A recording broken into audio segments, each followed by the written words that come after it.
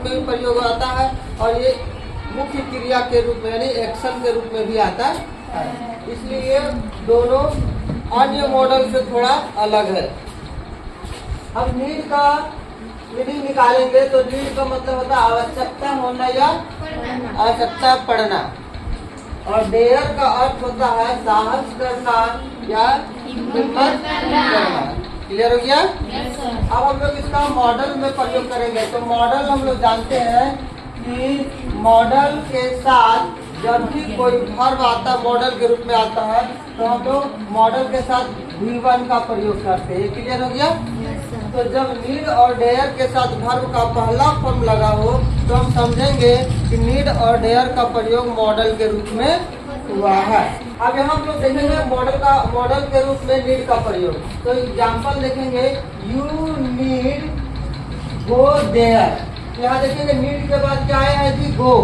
Verb का पहला form है, इससे मतलब यह था तुम्हें वहाँ जाने की आवश्यकता है। तो नीड किस रूप में आया है? मॉडल के रूप में आया है। देखेंगे सी। अब यहाँ पर हम लोग देखेंगे, यहाँ पर यू के जगह पर सी कर देते हैं।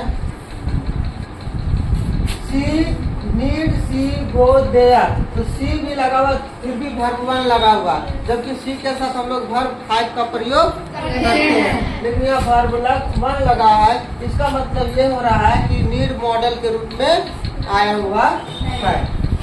यहाँ पर नीड नोट गो देयर है ना। यहाँ पर भी हम लोग नेगेटिव करेंगे तो हम लोग करेंगे सी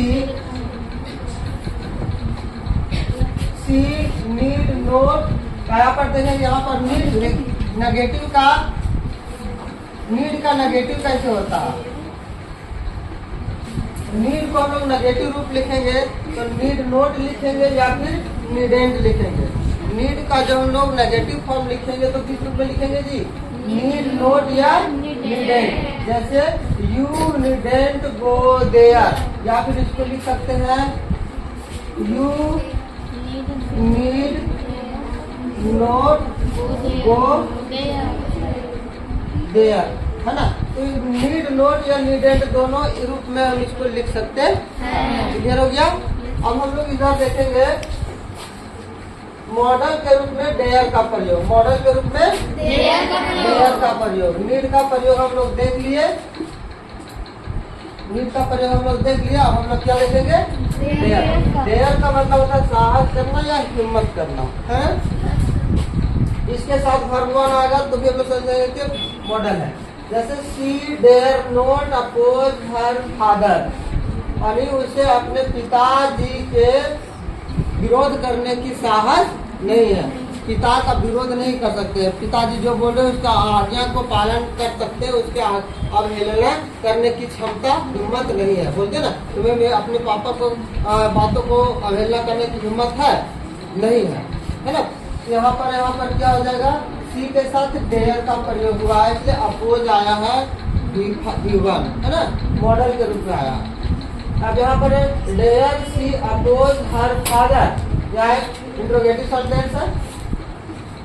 अब यहाँ नेगेटिव सेंटेंस देखेंगे कि डेयर को जब हम लोग नेगेटिव लिखेंगे तो डेयर को नेगेटिव लिखेंगे तो इसको लिखेंगे डेयर नोट या डेयर एंड, दोनों तरीका से लिख सकते हैं। कैसे लिख सकते हैं?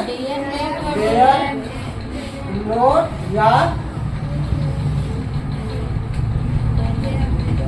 इस प्रकार से हम लोग लिख सकते हैं। जैसे सी डेयर